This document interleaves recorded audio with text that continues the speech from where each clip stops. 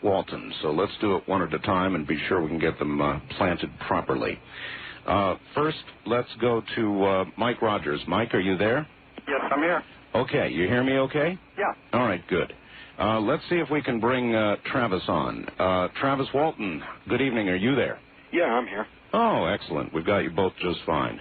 All right. I don't know where to start. I sat down and watched Fire in the Sky again and took notes this time. And so I guess I'll kind of move through it the way they did, except I would like to not do it the way they did, with the flashback in the beginning and then the story taking up. Mike, you had a government contract of some kind with the Forest Service? Right. What was that to do? Well, we had to thin out the trees that were damaged and diseased and whatnot after a logging operation and pile the debris. Basically, it's just kind of an ecological program that cleans up the forest after logging and makes the trees grow better. All right, and you were the crew chief for that? Right. How big a project was it? How long were you going to be up there? We'd been on it about a year and a half at that time.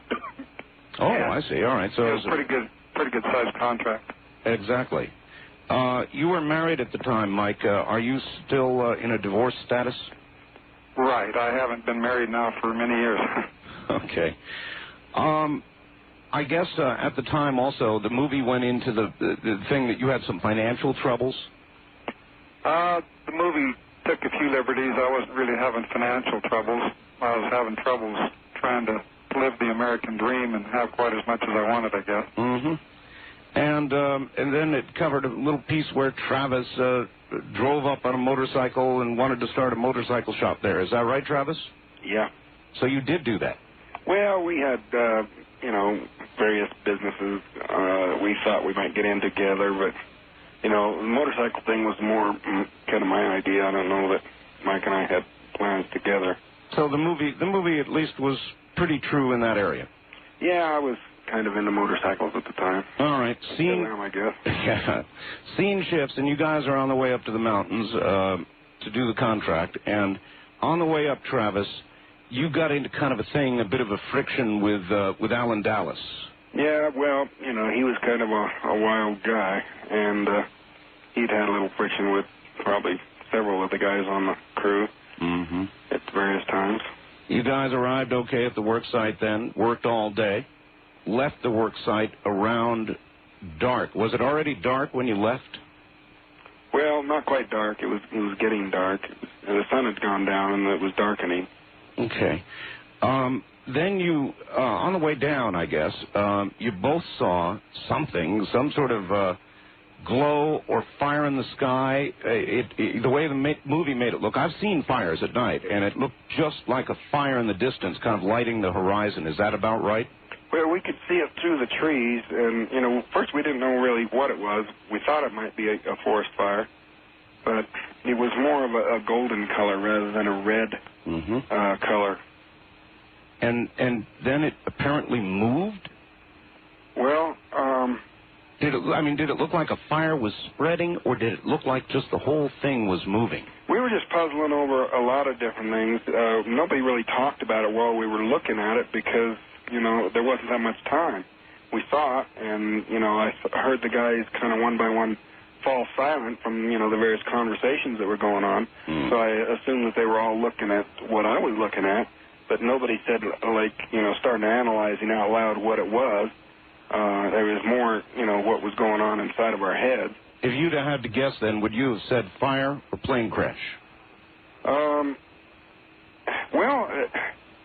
it was puzzling, because at first I was thinking fire, but then the light seemed to be coming from higher above. I knew the ridge top was just a little bit above us, but this was from higher above that. So that's the reason the plane crashed. Maybe it was like hanging up in a tree or something.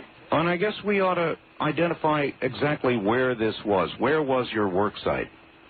It was the highest area up on the Mogollon Rim, forested region up in the mountains of Arizona. And so you were at about what altitude, do you think? Oh, I don't know. What do you think, Mike? 7,500 feet. 7,500. Oh, you were way up there then. All right. then in the movie, as they always do in movies of this kind, the radio started to go crazy. Is that also accurate? Well, we didn't have a radio on at the time. Just. So that's a little dramatic license they took then? Yeah. Yeah, okay. At any rate, did you guys head toward this, or did you just keep going down the road and that took you closer to the light? Yeah, that's the way it was. See, there was just no other way out of there, and we had no choice but to keep going in the direction we were going. All right, and somebody yelled to stop the car. Was that you, Travis? Yeah. Yeah, I guess it was me. As soon as we got around this group of trees, this thicket, to where we could see the source of this, somebody in the back yelled out, "It's a spaceship," or something like that. And,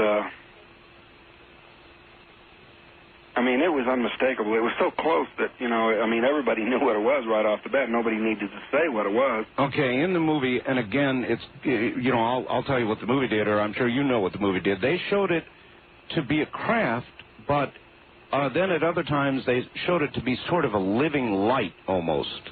Did they get that right, or how would you describe what you saw? What we saw was very distinct as a mechanical object with, hard, angular edges. It didn't have the shape that they gave it in the movie.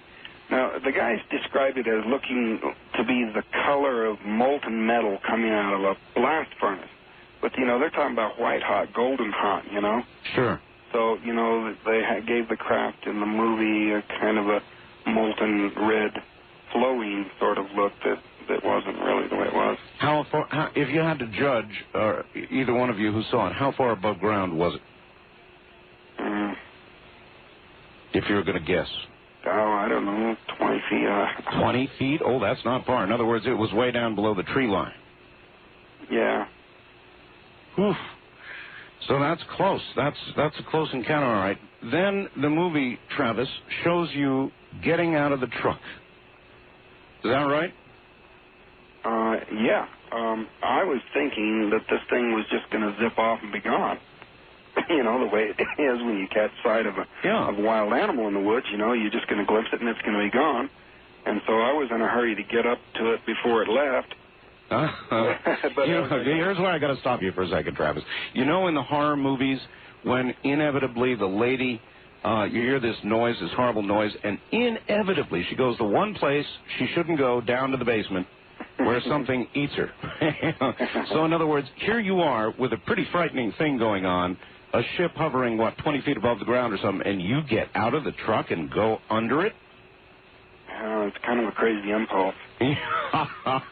When you think back on it now, can you remember what you were thinking when you did that? Well, I was kind of given to impulsive behavior back in those days. It certainly, changed me, and I'm not that way anymore. But, at the time I was just thinking that, it'd be gone, and I'd miss a chance to see up close. And plus, the guys were really alarmed by what I was doing, and they were yelling at you to come back to the truck. Yeah, they were, and getting pretty excited about that. So, that kind of egged me on. So, okay. But I was having serious misgivings because as I got closer to it, it didn't take off. I understand. Was there any noise?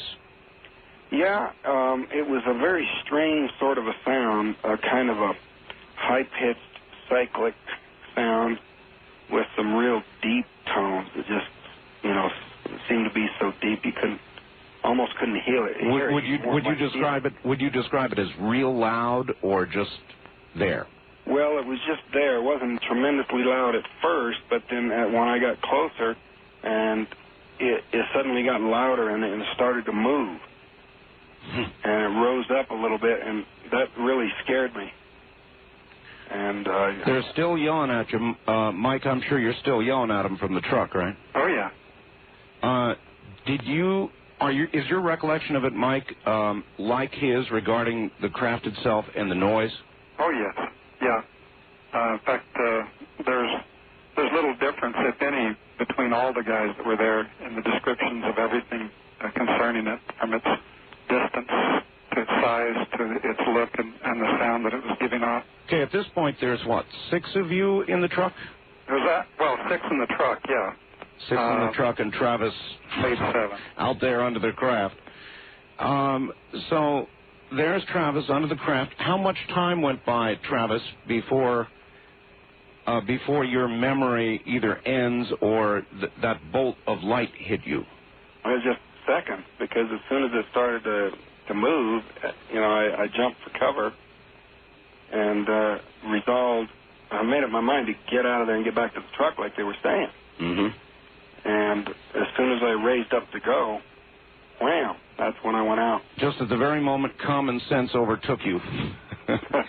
Now, in the movie, it showed this bolt of light that came down and literally threw you up in the air.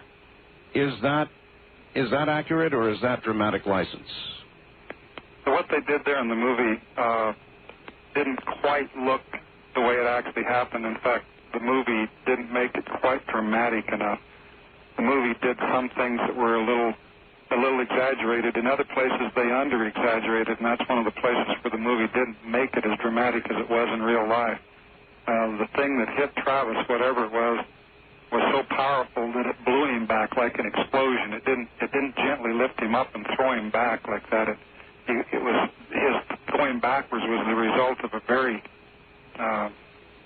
hard blast of some kind. Like I've described it many times as like a hand grenade going off in front of him, and he was blown backwards, literally.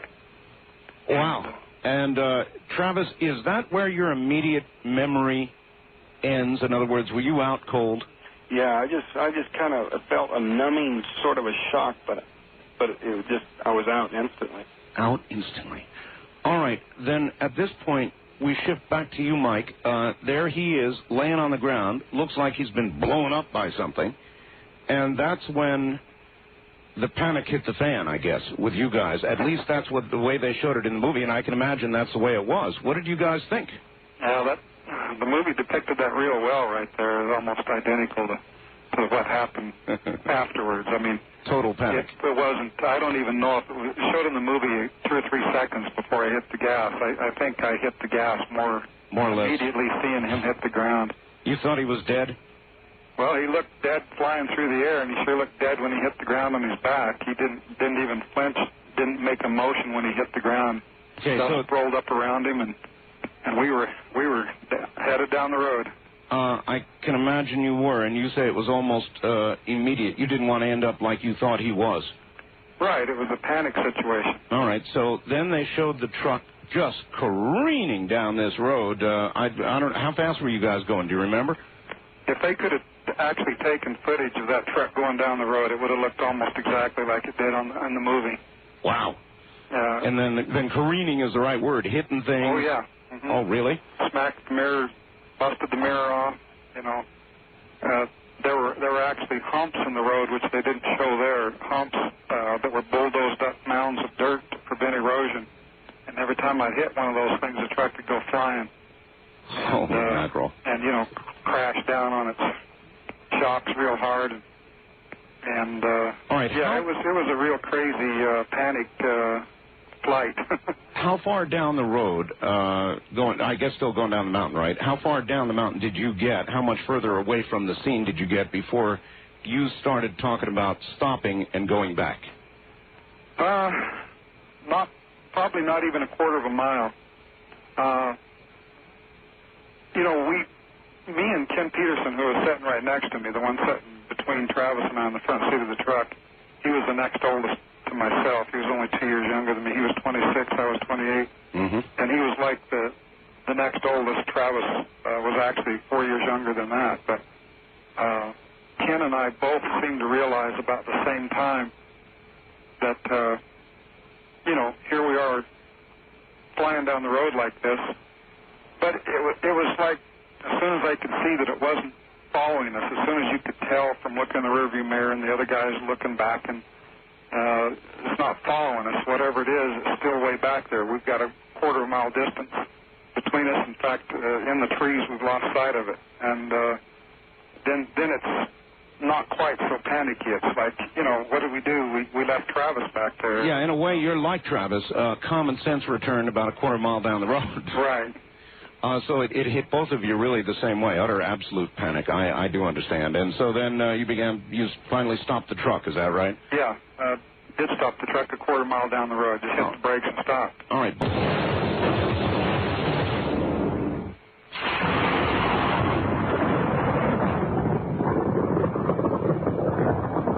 Back now to Travis Walton and Mike Rogers. I'll try to give them equal top billing here as we go along. Back with you again. So, Mike, the truck stops, and you say what? Well, Ken and I looked at each other, and nobody said anything for a moment. No. And I said, finally, we're going to have to go back, And somebody in the back, Alan, I think, yells out, "What?" We left Travis back there, and he certainly looked hurt. We need to go back. And, of course, a quarter of a mile down the road, it didn't take very long to get there at the speed I was traveling, and this is not something that took well. We started arguing about this, and after a couple of minutes, we got out of the truck, all of us but one, I think, and we stood out there on the other side of the truck, away from this thing because I'd made a left-hand turn, and now this thing was looking back to the north and across through the forest there, and I really couldn't see any light or anything at all. We put enough distance between us, and the forest was thick enough through the quarter mile of foliage there that we couldn't see a thing. Yeah, dark again. Right. And we're standing there in the dark, and it was even a moonless light. There was a sliver of a moon just about to go down on the horizon, just a sliver, and it was really getting quite dark there. And so after a little bit of a hectic discussion, a wild and crazy attempt to explain what had happened to each other, there was no sense going on there at all, really. The only sensical thing was that Travis is still back there, and we don't know what happened to him. We don't know what's happening to him. We need to go back. It wasn't very brave of us to leave, and we need to go back. And finally, we just made a decision, at least Ken Peterson and I made a decision, that we had to go back. Unlike the movie, where in the movie they had the guys stand there by the road, that's one difference there. In reality, everybody elected to get back in the truck and go back rather than stand there in the dark. Oh, that's a pretty big difference. Yeah. And as a matter of fact, I would think the other guys would resent the way the movie portrayed them. Well, yeah, there has been a little of that. Well, for all of us, I guess. There's been the good and the bad as far as the way we looked at the movie, but this was one particular difference that made a lot of difference to me because it made it look like I was the only one that went back at all and had any, look-see, when in reality everybody went back. And one thing that made it easier for us, and I think was kind of the reason why we just went ahead and went back, is because as I was rounding the truck to get back in my door on the other side of the truck, and the other guys were getting in, we looked back over in the direction that this thing had been, and a light. This thing never really got above the treetops. You could see the light finally, and it lifted up and streaked away to the northeast. Oh, my God. Well, now, see, they missed that one in the movie, too, really. Uh-huh. So you're saying the craft, and you were how far from it? Still a quarter of a mile away. Quarter of a mile away, and you saw it lift up and streak away at this point. Right. It was so fast, and, you couldn't see it clearly because you're looking through the trees. Remember, these trees right next to us are reaching to the sky, and there wasn't any way that you can see anything clearly, but you can see through the foliage. You can see this light a quarter of a mile away raise up and streak away. Wow. And all right, so at this point then, everybody piles back into the truck, and you go back up the quarter mile to the site where you last saw Travis. Well, there was a little more discussion that went on there, but it takes a long time to explain these sort of things. But yes, we did go back, and it had been maybe 15 minutes at the most before we actually went back to the site. All right. Gentlemen, here's where you get to take a rest. We'll be right back with you, all right? You bet. All right, both of you stay right there. Stay planted, everybody. I've got guests. Mike Rogers, who was the crew chief, along with Travis Walton. Travis is also here. And we're talking about an incident that occurred, an abduction, the abduction of Travis Walton, as depicted in Fire in the Sky, and sometimes not as depicted in Fire in the Sky. In other words, we're getting the real story. Travis had already encountered the vehicle, the craft, whatever it is you want to call it, and it had thrown a light on him, zapped him backwards, literally almost blowing him up. Mike and the rest of the guys had taken off down the hill. They were down the hill, as a matter of fact, about a quarter of a mile away, finally decided to turn around and go back and get Travis as soon as they calmed down after that truck careened down the hill. And they're just about to start back up, and we'll get to them in just a moment. Let me take care of the commercial continuity right now.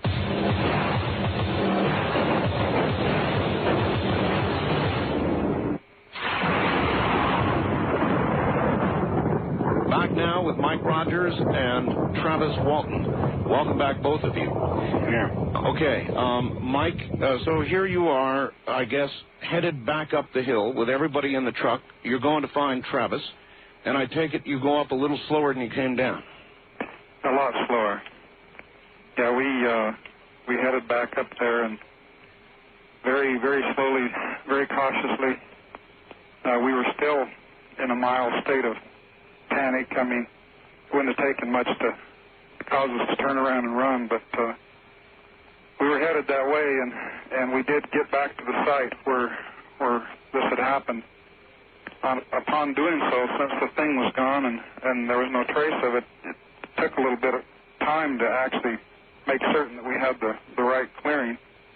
But once we had done that, and we're certain we had the right place, and we're sure that we were in the right spot,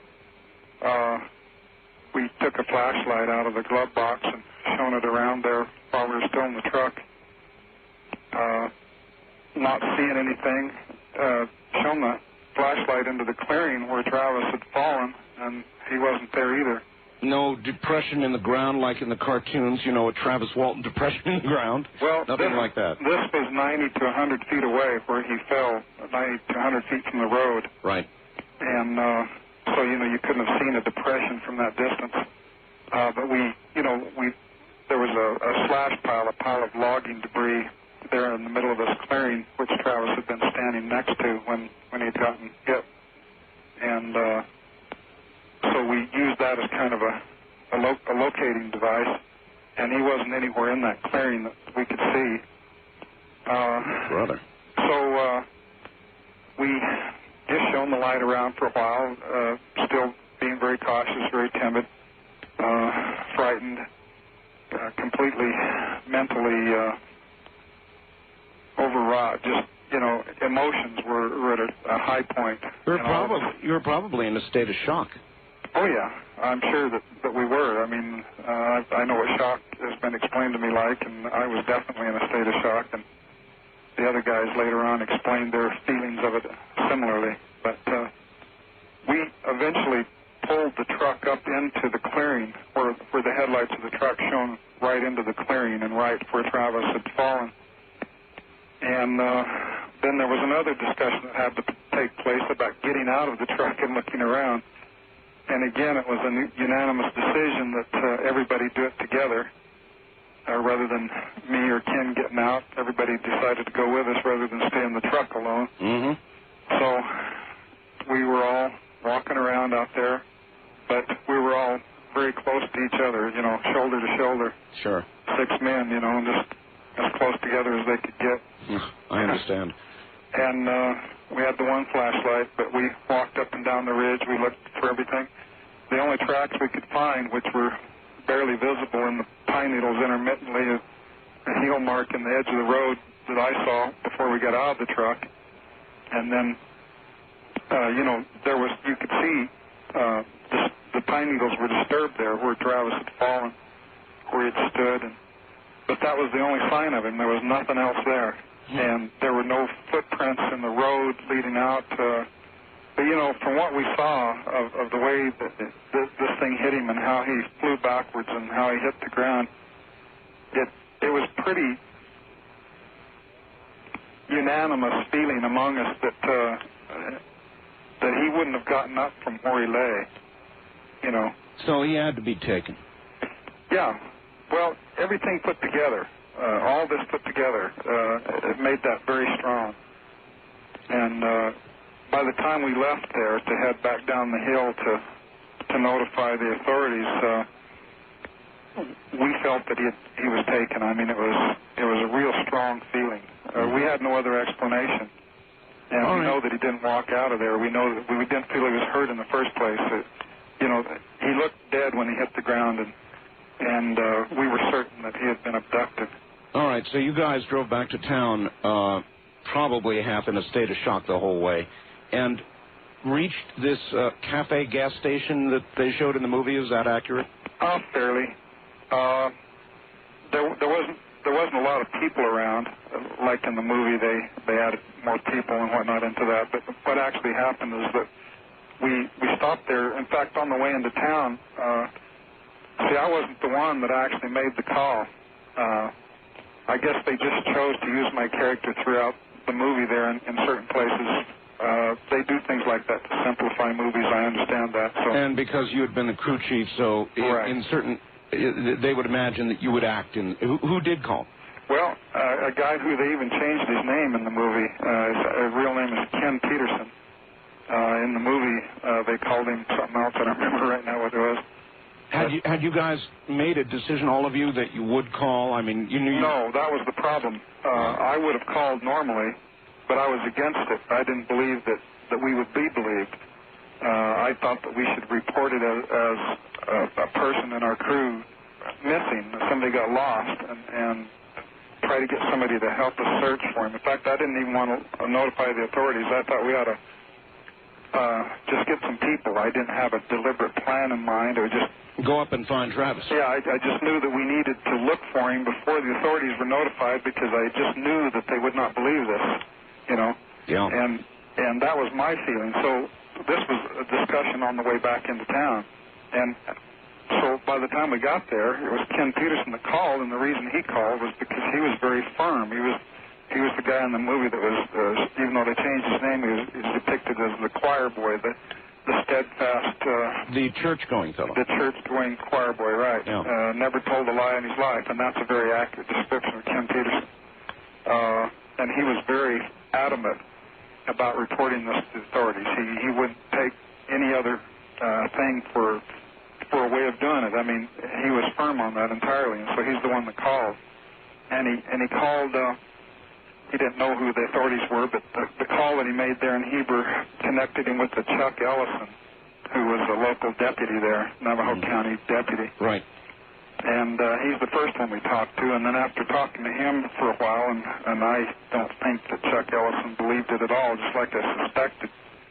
But after a while, an hour later, after Chuck Ellison had notified the county seat, the actual sheriff, who was Sheriff Marlon Gillespie, came down with another man, an undersheriff, Ken Copeland, with him. So there was nobody named Blake Davis? No, that was a composite character. Yeah, okay. And Lieutenant Frank Waters, also composite? Exactly. Mm-hmm. All right. See, there were a lot more law authorities altogether involved, and to get all those people and their real names in there, there was composite characters. I've got you. That was done several times in the movie, because the movie involved a lot more characters everywhere along, and they had to simplify that, I guess, is the only explanation I know of, but it makes sense that they would do that. Well, there was one point there where, I guess just before the law arrived, you said, look, we're going to stick with our story, or somebody said we're going to stick with our story. Was there a general agreement to do that? Well, it's funny. I think the movie was trying to play kind of a murder mystery type of thing to the audience. Oh. In reality, this stick to it is, let's not have contention among us here, even though we have differences of opinion of what we should do and what we should say to the authorities. It was like, Ken says, I'm gonna call them, and I'm gonna tell them the whole truth here. and I hope you guys don't try to act differently, because this is what we need to do. We need to tell the complete whole truth about this thing and just let the chips fall where they may. Well, you had to know one of the places those chips were going to fall was in the murder column. In other words, they were going to suspect this because of the nature of the story. There was no way not to. At the time, I really didn't have that in mind. Because we did not know what happened to Travis exactly. We had our own feelings about it, but we certainly didn't know that he was going to be gone, or especially for as long as he was. There was no way I could foresee the future at that point, and I wasn't concerned at that point with the way it eventually turned out, the accusations of murder and everything. To me, it was just, we shouldn't tell them the whole thing right now because they're not going to believe it. I thought that they wouldn't even come and search for him if we told them about the UFO. I know. I'm curious, Travis.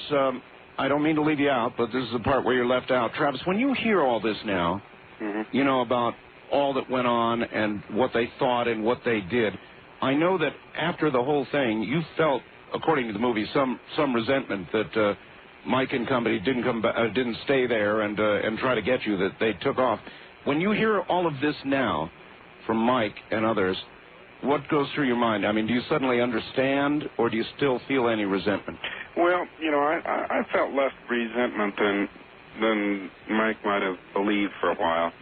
I mean, back when this happened, Mike, every time he was interviewed, somebody would ask him, how could you go off and leave your friend like this, So they were really dumping this load of guilt on him, which really added to the sort of feelings that he was getting from my family, during the search and things. Sure. So it was kind of a blame situation that came about, and he kind of misread me as feeling that way. I don't really, I've always said, excuse me, that they.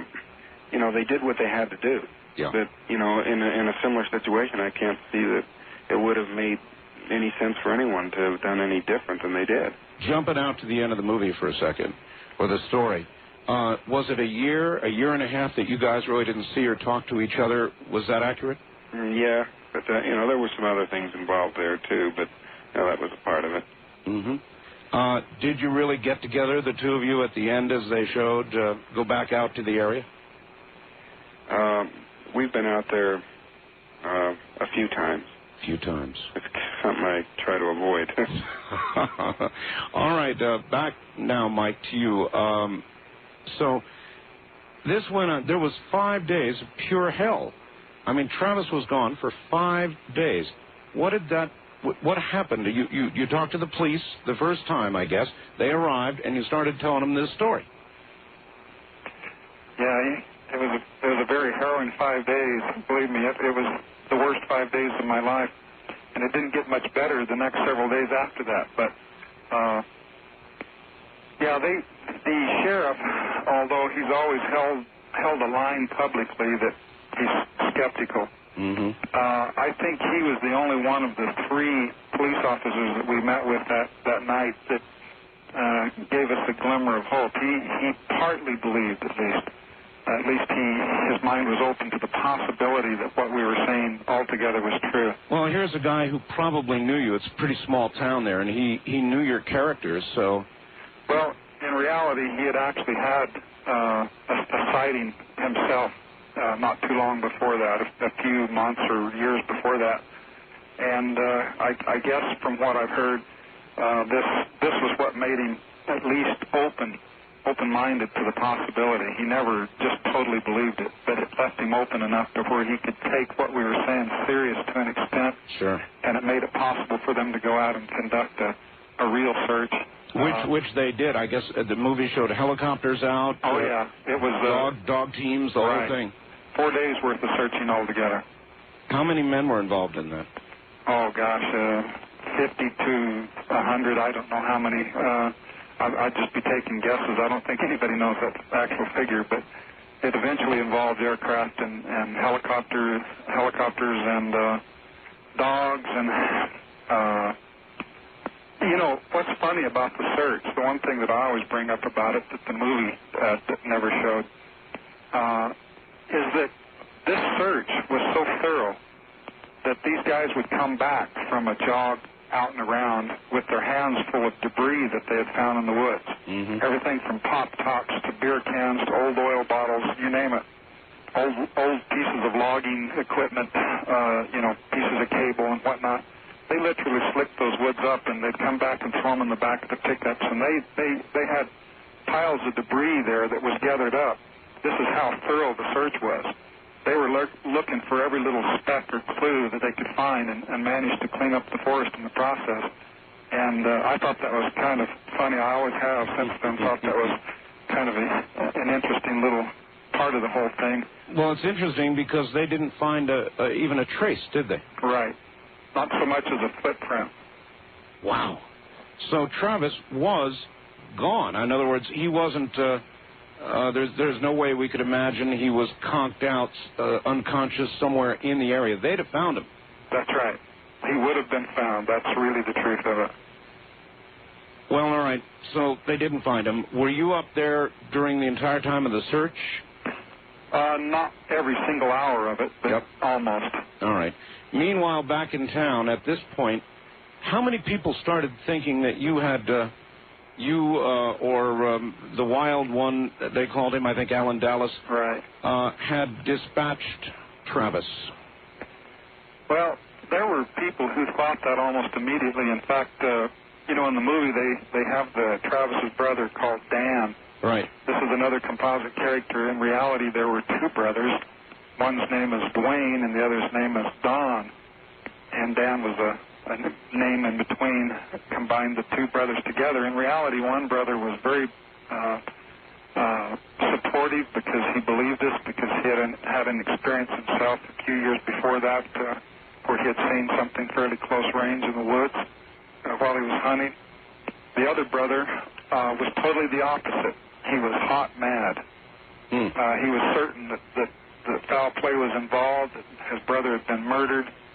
And there were some confrontations between him and us, the crew.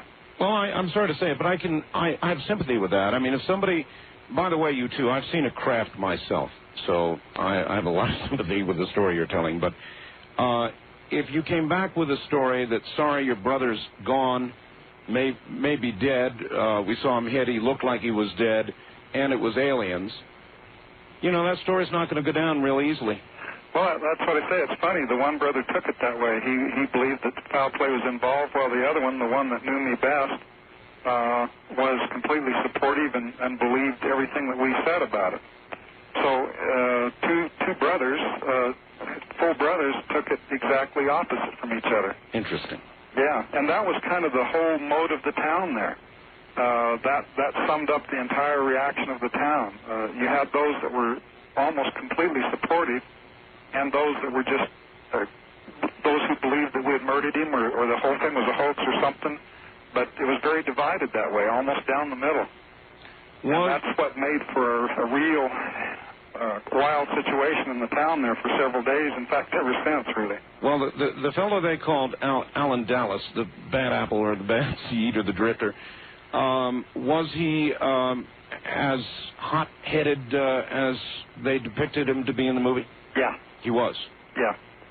So then there was some reason that, particularly since Travis, did you really have that altercation with him? Well, we nearly come to blows. Yeah. It'd been kind of a situation that cropped up with not just me, but some other guys on the crew. Mike actually got in a fist fight with him, and So then if you're a cop, if you're a lieutenant or the sheriff or whoever, and you're getting told this story, you're going to figure this Alan Dallas character might have done in Travis. Right. Of course, he had an attitude about police too, of course. Yeah, I'm sure he did. Well, then that's exactly the way they showed it. All right. There was a town meeting, Mike, wasn't there? I imagine there were several. But so you didn't really walk in on a town meeting the way they No, showed it. that was again, that's the condensation of a much bigger story. But I had confrontations with a number of groups of individuals in the town there during that time, and they just chose to do it that way in the movie, which summed it all up, really. I'm sure you were thinking, Travis is never going to be found. I'm either going to be suspected of being or put on trial for murder or something like that.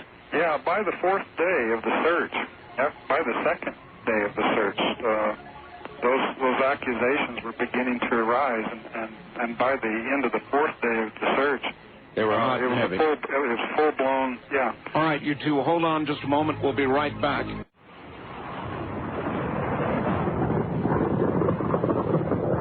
Back now to Mike Rogers and Travis Walton. Hi there, you two. We're back on. Howdy. All right. Now, here we are in town. They're beginning to suspect you strongly and the other guys of murder. Maybe Dallas, maybe all of you. They don't know, and they keep asking questions. At some point, according to the movie, they wanted you to take a lie detector test. Is that right? That's right. I imagine you thought pretty hard before you decided you'd take it. Well, not really. We all knew that we were telling the truth. There was no doubt of that. And we certainly knew we didn't murder anybody. And they wanted us to go down to the county seat, which we did the following day. And they had it all set up for us. They had a lie detector man up from Phoenix, DPS, State Police Polygraph Operator. Mm. His name was Cy Gilson. And he looked like a mean guy. Yeah, and you know, in the movie they made him look like Mr. Friendly, and everybody said he's the best. You'll be happy with this, and all the rest of it. Today he sort of looks like Mr. Friendly. 20 years later, but back at the time he looked pretty stern, and he acted real stern, and he was very intimidating. And there was a little conference that went on before these started early in the morning. It was a Monday morning. Mm-hmm. And he really had us intimidated pretty bad there, to the point to where after he went to set up the machines for the lie detector test, some of the guys, including myself, were feeling just a little bit uncertain. We were a little bit afraid that just by the way this guy acted and the intimidating manner in which he talked to us there, we were afraid maybe there was some government involvement. Oh. But it turned out that just wasn't true. It was just simply a feeling that we had that maybe this guy had been bought off, and we were all going to fail these tests, even though we were telling the truth. Well, that's what I would have been worried about. That I would feel intimidated, probably like Cato Kalin in front of Marcia Clark or something, and my pulse would start racing, and the machine would say I'm lying. Yeah. that about right? Well, no, we weren't worried. We knew we were telling the truth. I had no idea how polygraph machines worked. We just were basing our feelings entirely on his attitude. He was a very stern guy and very experienced, obviously, and it was just the way we felt because of the way he was acting. It made us feel very intimidated, and we felt like he was being too skeptical. Mm-hmm. He was acting extremely skeptical. And he'd pop me on the back of the arm with the back of his fingers, on my arm with the back of his fingers. And he'd say, "You're not lying, are you?" and pop me on the shoulder, Boy, oh boy. I'd be thinking he's trying to get the graft to spike. Well, he had us intimidated. He definitely did. And all right, well, so you all took it, and, the impression I got from the movie was that one of them was inconclusive, but that the others had all passed. Yeah, and the inconclusive one, of course, was Alan Dallas. But not because he wasn't telling the truth. Him being the person he was at the time and involved in a few more things than anybody actually knew at the time, He might have been afraid they were going to ask him something he didn't want to answer. Right. Mm-hmm. He was really on the spot, and he was concerned about being in that position, and I guess that something happened. Never have heard the complete explanation. But, these lie detector tests, it's not just like they ask you a series of questions once. They actually go through it at least 3 and maybe 4 and even 5 times. Mm-hmm. Each test actually involves several series of questioning. Each series of questioning is pretty much identical, but the the whole thing altogether per person took 2 hours or more. Oh boy. So you really get grilled, and so you don't just go through the thing one time.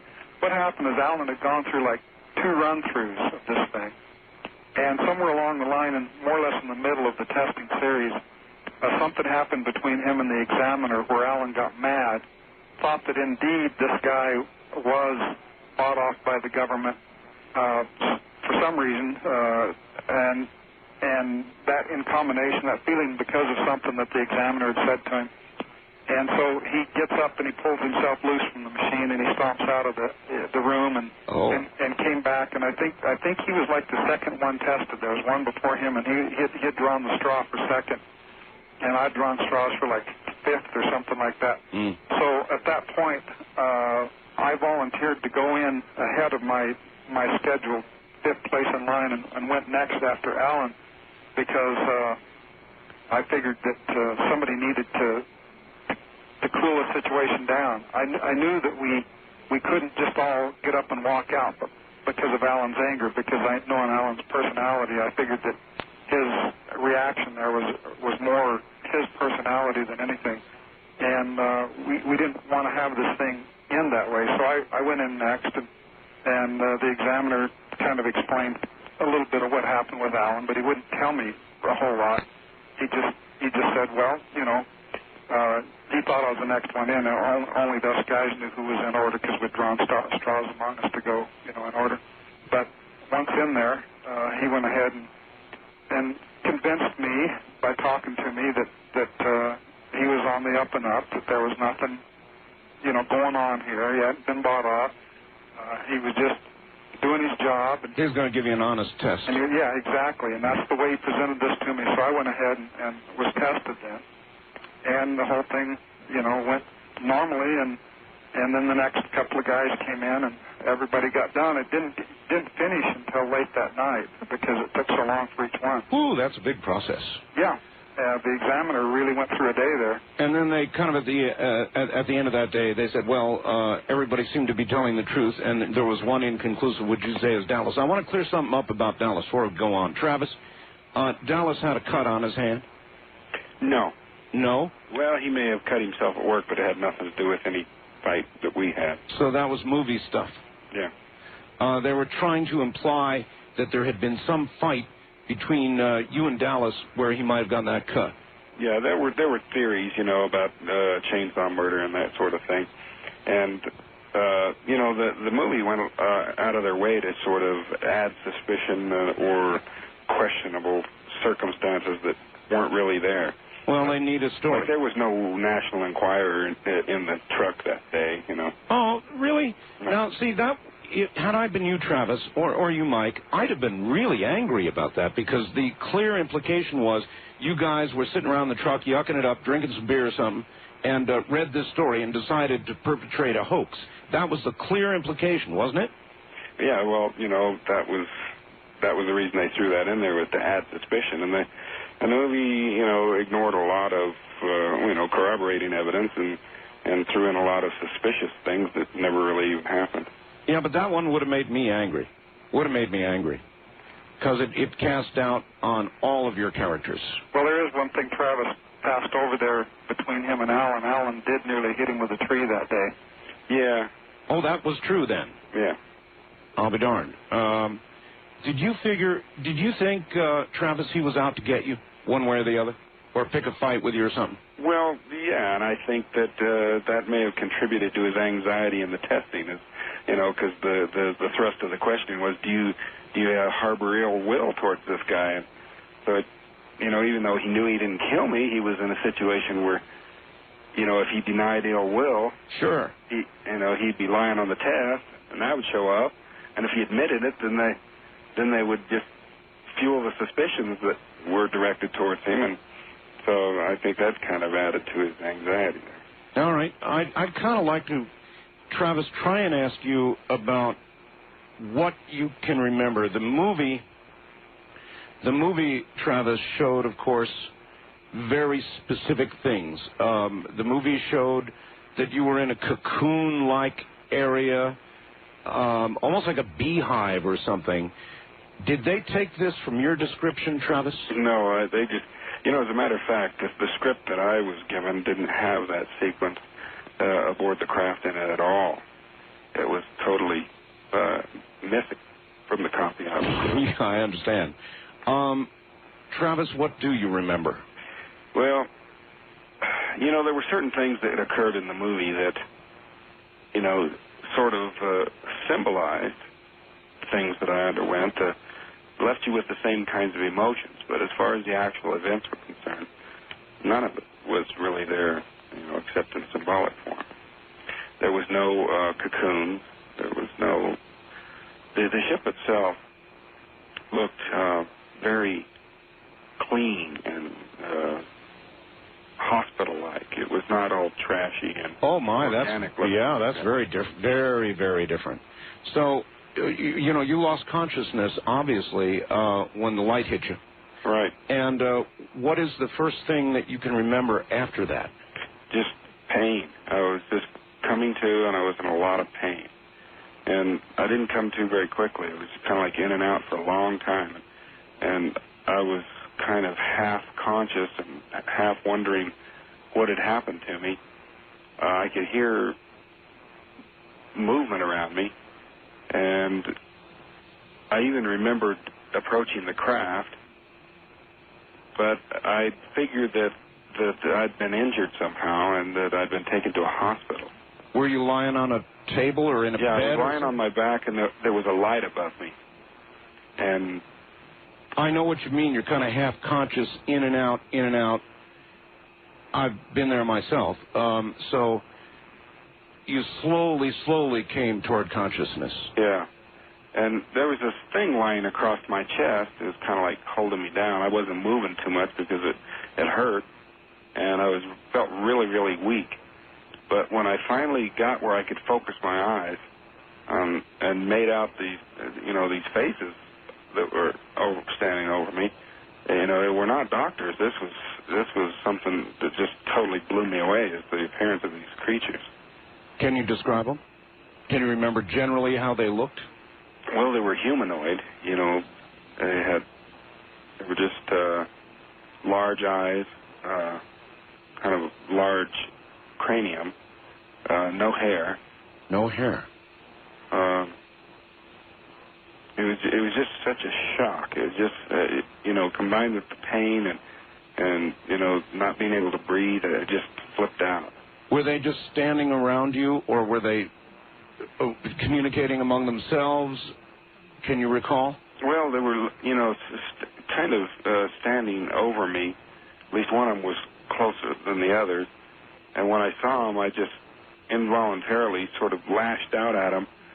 And I was just so weak that it was just more of a push than anything.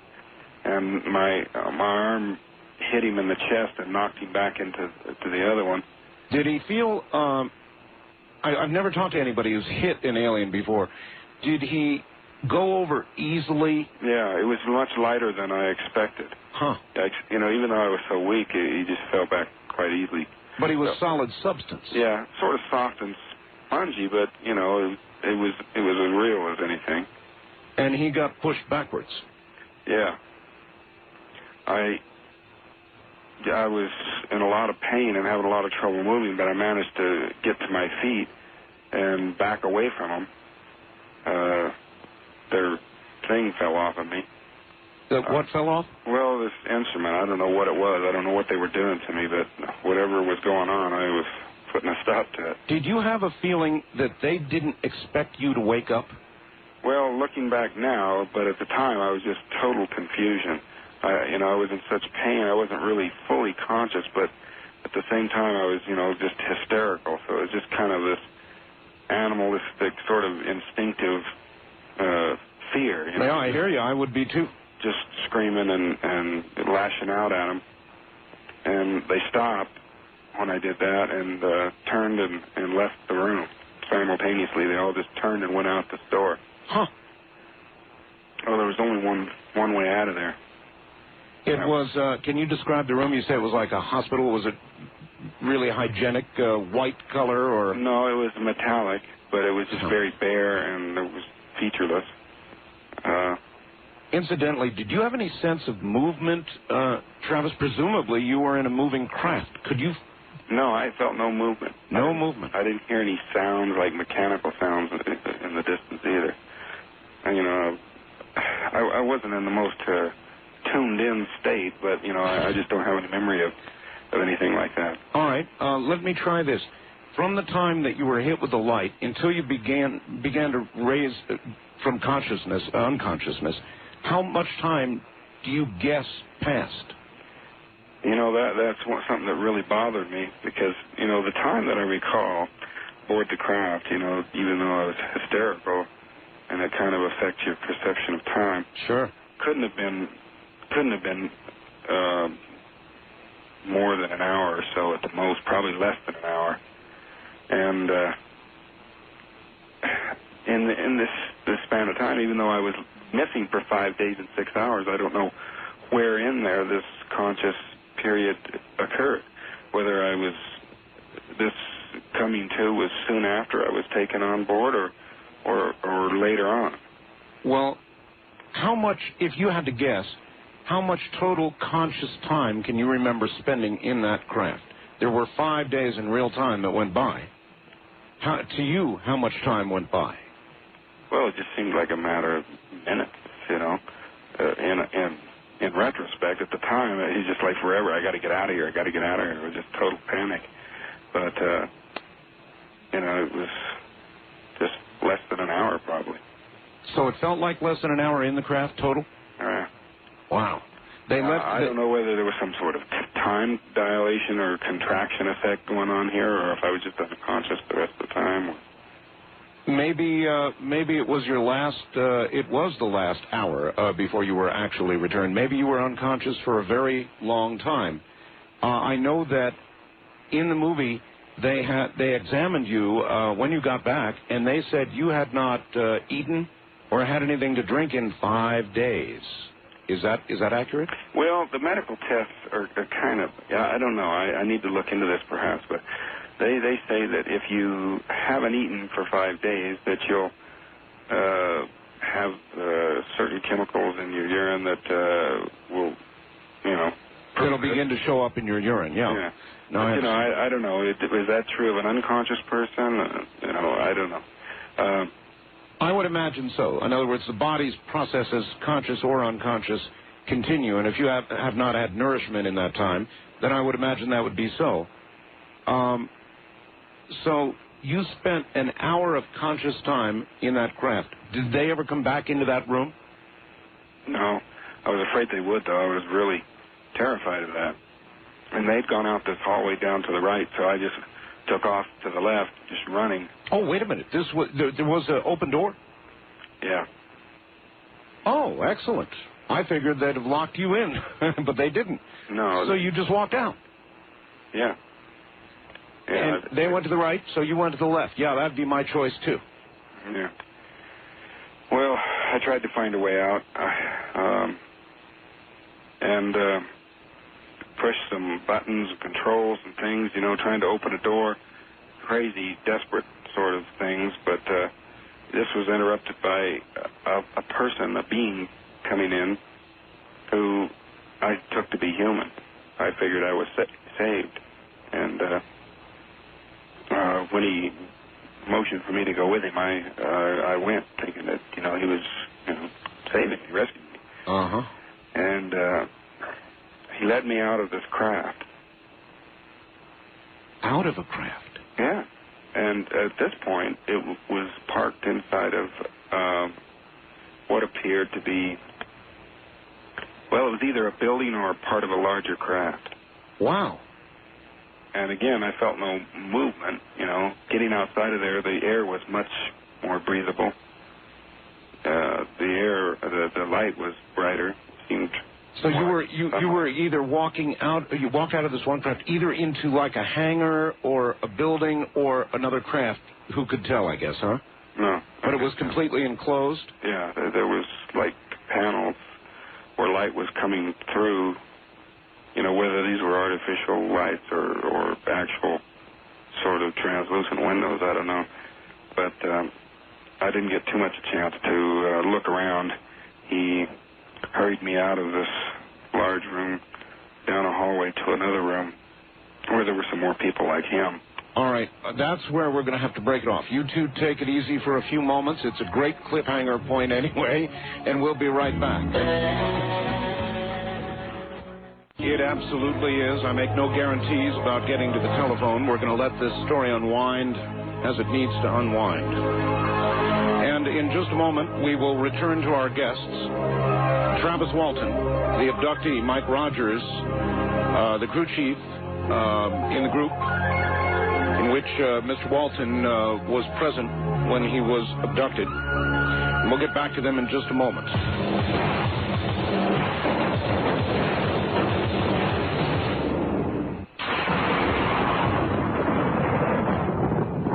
All right, back now to my guests, Mike Rogers and Travis Walton. Hi there, you two. We're back again.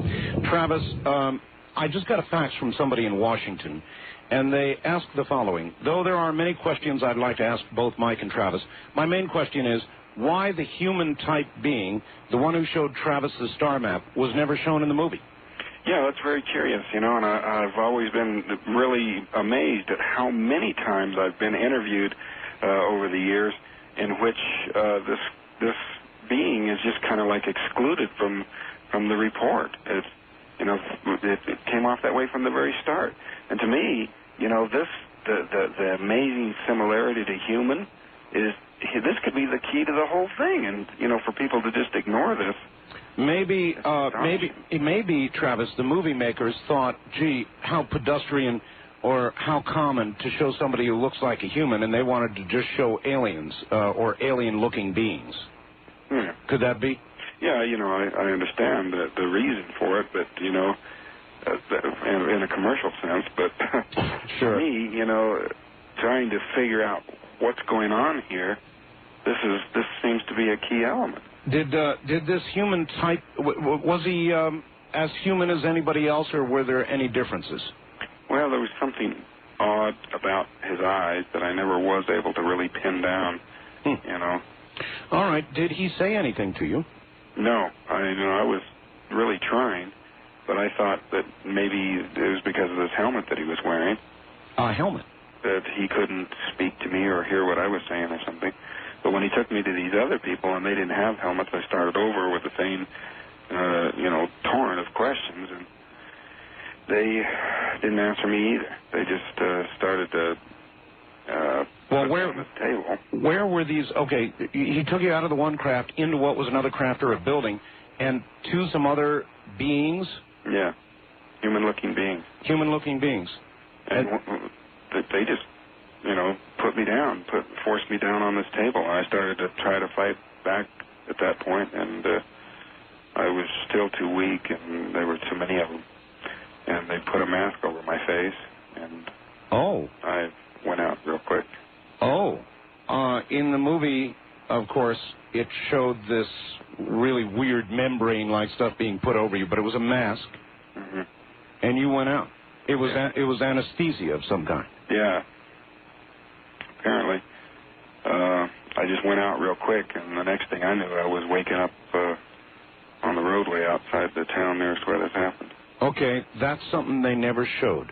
They showed you at a sort of a gas station store type affair, all curled up and naked. Yeah, and wet, I might add. So it wasn't raining, and I was dressed. But I looked around after the craft left, and figured out where I was. What kind of condition were you in? I was still kind of weak, and still a little bit of pain. Cuts, bruises? No, not like that.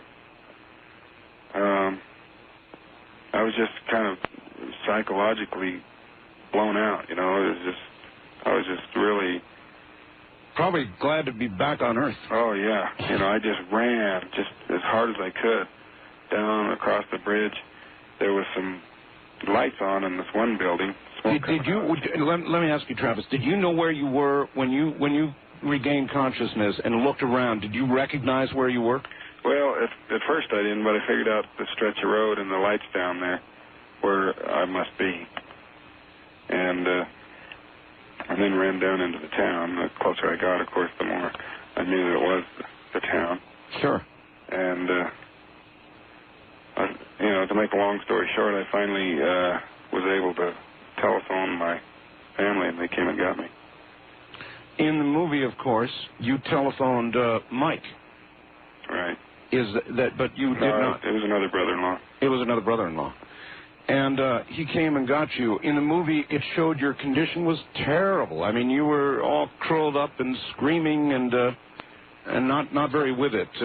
Is that right or half right or all wrong? Yeah, that was basically how it was. I was dressed, though. I thought it was the same night.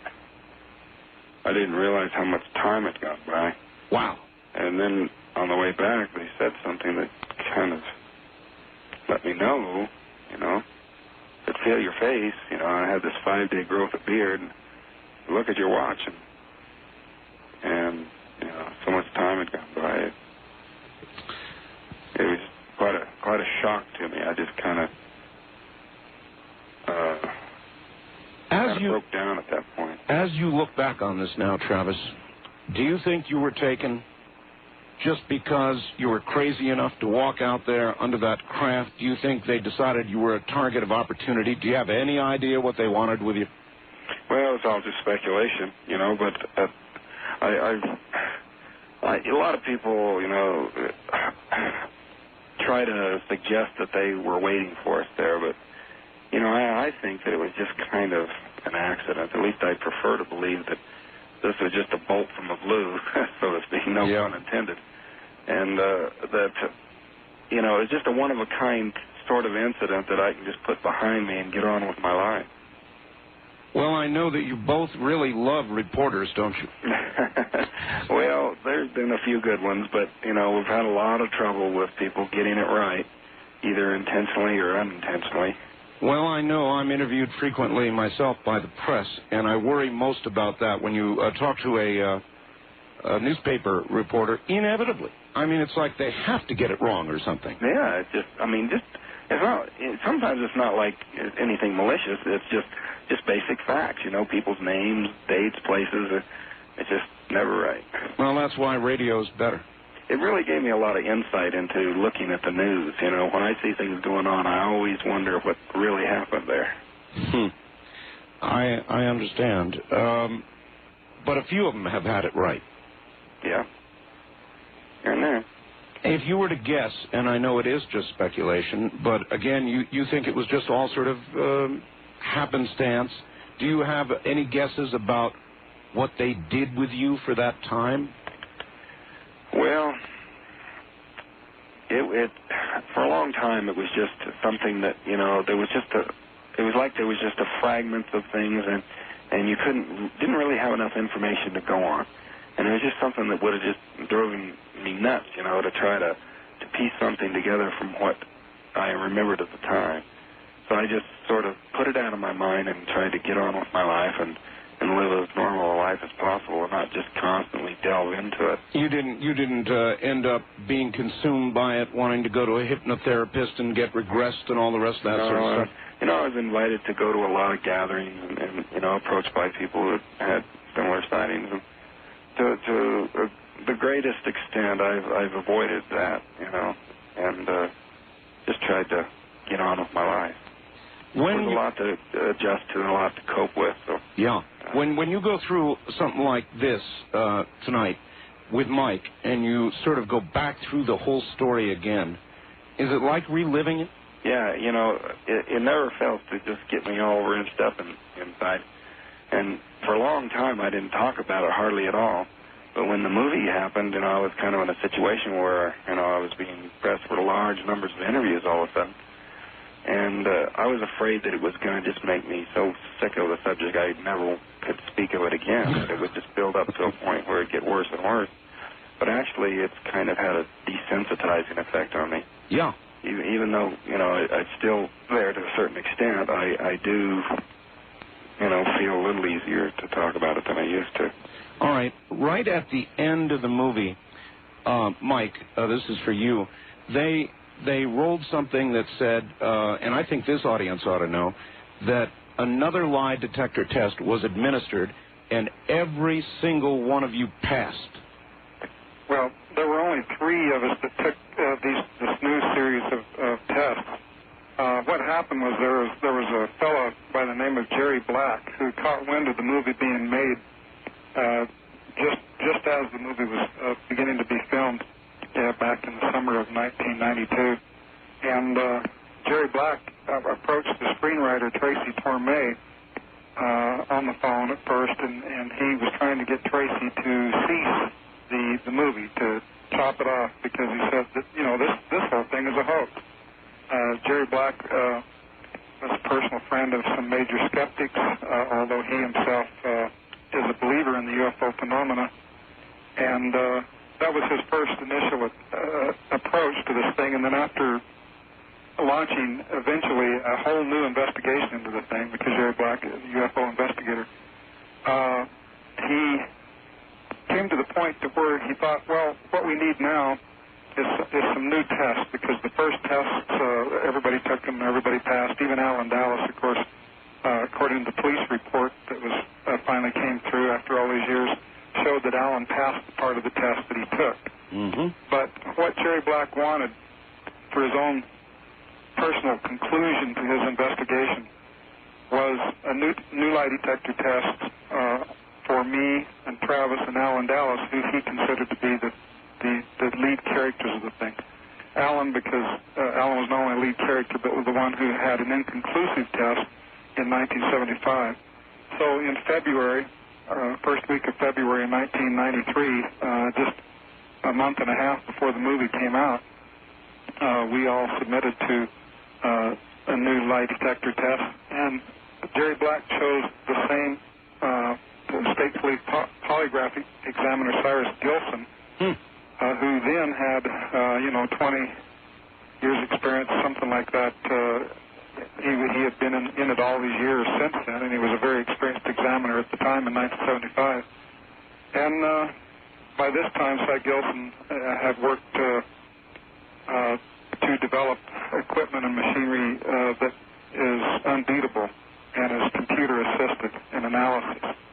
And Jerry Black was very convinced that the last niche in this investigation was these new polygraph tests. It would, just polish it off. So we finally, reluctantly, but finally agreed to these tests and took them. And Travis, as a matter of fact, took 2. He was in there all day long taking lie detector tests, 2 separate tests with 2 separate lines of questions. I was about to ask that. Travis took one himself. Yeah, well, Travis took one years ago back, and when right after this happened, and passed it. But this was first time that Travis had taken a test with the state police polygraph examiner. And the new whiz-bang technology. Exactly. Yeah. And we all 3 passed the test to the highest degree of possible. And then what did your skeptic friends say? They haven't said anything about it to this day since. The major skeptics have never come forward in the last 2 years to say anything about these new tests. Well, it is widely regarded as one of the best documented cases ever. There's no question about it. Let me go back just for a second to that moment when Travis phoned home, so to speak. And how did you get the news, Mike? It must have been pretty important to you. Here you are, missing a friend, probably accused in the minds of many of having committed murder. And all of a sudden, bang, Travis is back. It didn't happen like that with me. I wasn't the brother-in-law he called. Again, like I said earlier, they kind of used my character throughout the movie for a lot of things. Even though I was present throughout this entire time and a kind of a lead character in the thing, they gave me the role of doing certain things like calling the police initially, and then again being the one that Travis called from telephone booth, Right. No, I understand that you were not the one called, but surely somebody at some point picked up the phone, called you, and said, guess right. what? Well, see, this is where I kind of got left out. Everything that happened when Travis's brother and brother-in-law went out and picked him up, he was actually had already been transported down to Phoenix and was beginning this process of being analyzed by doctors and hypnotists and psychotherapists and every expert that they could throw at him. I didn't even know that he was returned for almost a whole day after he had actually been returned. Nobody had even told me for a long time. Of course, when I did learn of it, you know, I was elated. I was thrilled. I was relieved. You know, and well, you see, what happened at the time was my brother had been watching what had been happening to my mother, and the way the police and the media were just unmerciful. You know, she'd had to be sedated, and the kinds of things that were being done to the family and in the community and everything. And they just felt that, you know, he said, oh, that mob is not going to get hold of this guy. How were they treating it in the media, Travis? Well, you must have read all the clippings now. Were they making a big joke out of it? Was it a murder mystery in the media? What were they doing? Well, you know, it was one theory after another, you know. Of course, right at first it was just a murder, and then it was a drug hallucination, and then it was a transitory psychosis. It was just one thing after another, you know. I'm sure they tested you for drugs. Yeah, the medical tests revealed no trace of any drug in my system. All my psychiatric tests were perfectly normal scores. But, you know, it was no end to the sorts of accusations, however baseless. And, you know, it turned into, you know, a long series of attempts to try to set the record straight. So they got you in Phoenix. They put you in the hospital in Phoenix, huh? Yeah. And came at you with what, a battery of tests and doctors to come in and have little conversations with you? Yeah, that sort of thing. EKG, EEG, you know, the whole shooting match. Did they find anything wrong, anything, for example, that physically could have caused you to go into a coma-like state, say, for 5 days? No, nothing. Nothing like it. Wow. So what did you do, Mike? You heard he was back. You heard he was in Phoenix. And after you sighed a big sigh of relief, I'm sure, because you were accused and your friend's back, what did you do? well, obviously I wanted to get down there and see him, you know, but I wasn't able to do that for another couple of days more. It was like maybe 3 days before I was actually able to see him for the first time. And this is one area where the movie Fire in the Sky actually got real simple. They showed him in the movie being put in a local hospital and treated very normally. And the hospital was quiet, and I snuck in there during the night and got past the nurse to talk to my buddy for the first time, you know. That's right. And in reality, this thing was a media circus. There were a whole team of doctors and people there, and they had him bound up for several days before I was able to ever get a first glance at him. Couldn't hardly go anywhere, walking across the parking lot of the hospital. Hey, there he is, there he is, that kind of stuff. No. It was just crazy, you know, it was crazy stuff. They put me in the hospital under an assumed name. Oh, so... that kind of delayed the media. But at some point, they saw you walking. Yeah. How were you going to handle it in the media, Travis? I'm sure you thought about that. You know, what am I going to say to him? Well, you know, I was just a country boy. I wasn't really very well-versed in these kinds of things. I didn't know how to handle it, you know, and I guess I was a sitting duck at times. So did you talk to him, or did you tell him to get lost most of the time?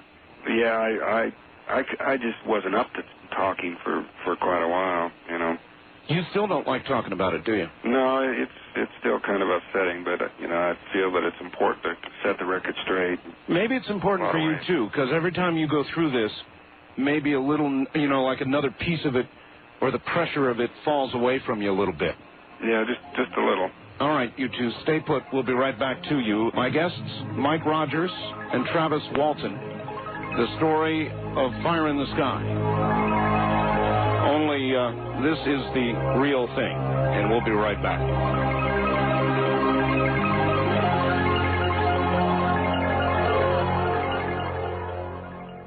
For some craft to come back and for you to then understand exactly what happened and what it means in a larger scheme of things. Yeah, in other words, we'd like for the mystery to be solved.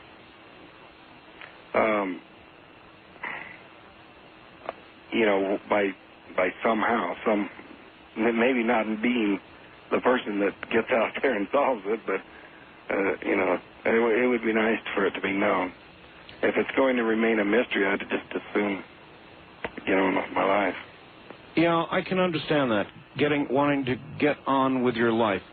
Travis, of your whole experience, of what you remember of it,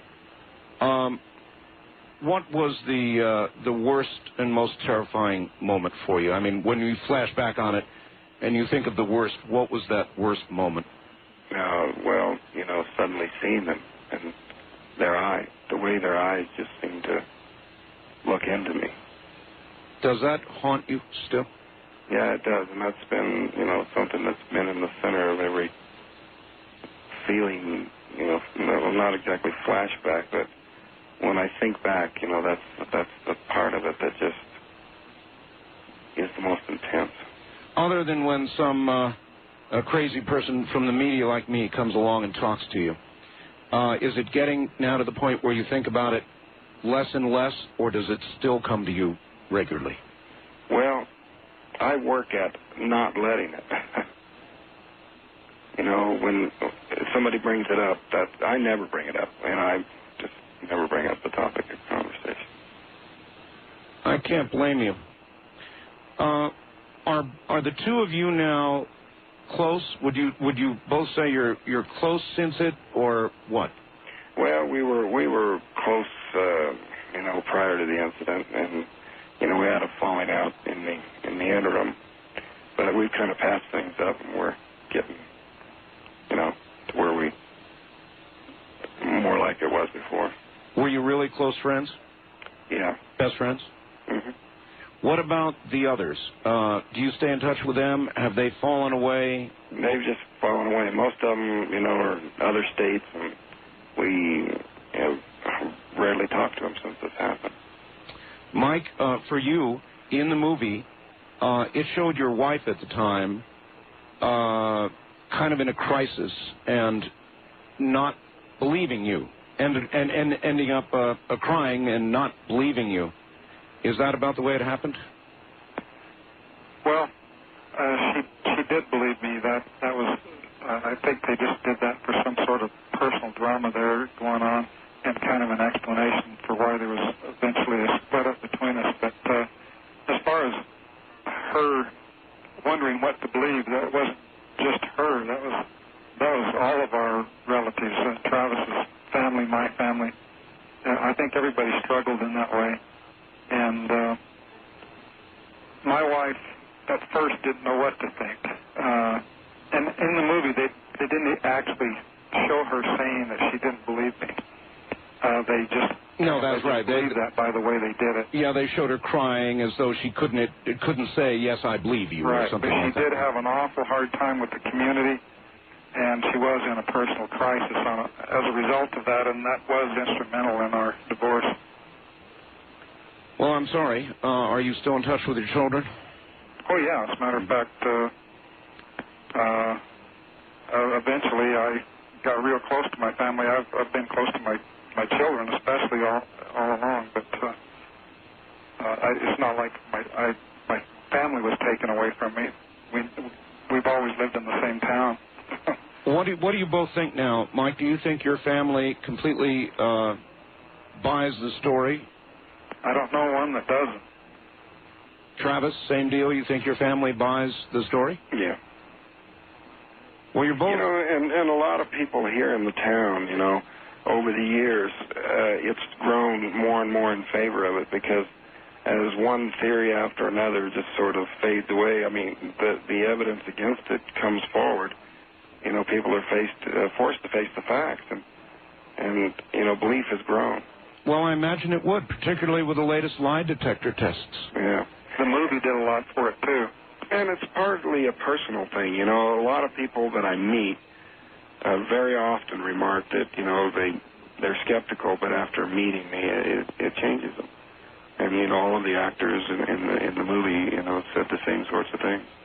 Well, it seems to me as though the real story, as you two have told it tonight, is to me a lot more convincing and a lot less trying to throw doubt in the mind of the audience than the movie. I mean, they threw doubt at several places with the tabloid newspaper that never happened, all the rest of it. When you guys sat down and you watched that movie for the first time, how would you describe your feelings after seeing it? Were you amused, upset, angry? Well, it kind of became apparent to me in a sort of a gradual way that how these departures were being made, and I fought against that as best I could, and successfully to a certain extent. You should have seen what they wanted to do. In other words, as the movie was being produced, you had some input? Yeah, but, no power to veto things. I was just able to get them to not do certain things. Every now and then say, hey, you guys are nuts. This didn't happen. Yeah, and I kind of wore out my welcome, I guess, but, I kind of faced the fact that, they had commercial considerations, and they were just going to do what they were going to do. And so when it came time to see the movie, I'd kind of come to terms, at least in part, with some of it. So it was kind of like an emotional reliving in a way that was pretty intense. All right, probably just one more question. I had my own sighting, you two, and I thought really long and really hard before I admitted it publicly because of the job I do. Mm-hmm. And I might not do it again. And I guess that's my question for you. If it had not been for Travis being abducted and you all had just seen this craft, and instead of losing Travis, you'd taken off back to town in the truck, would you have told this story, or would you have kept your mouths shut? I would have kept my mouth shut. That's what if there was any way that I could have, had it totally under myself to decide whether or not to tell what happened, and could see into the future how things would happen and how I would be treated, there's no way I'd say a word about it. I wouldn't recommend that. It's not worth the grief that the world is going to give you. And it has been a lot of grief, hasn't it? Oh, yeah. Well, look, I want to thank you both for telling the story as it really was. And as I promised, I will get both of you copies of this program. Oh, thank you. All right? Thank you both for being on the air with us. Thank you, Art. Take care. Good night. Travis Walton and Mike Rogers. And I hope that you all enjoyed this. I ended up not taking any calls because I wanted to get the story out. I thought it was an important story. These two strike me as very, very honest individuals. And I was very impressed by the story.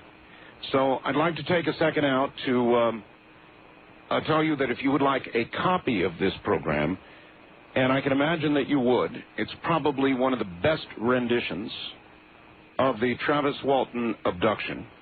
You can get it by calling 24 hours a day, beginning right now, 1-800-917-4200.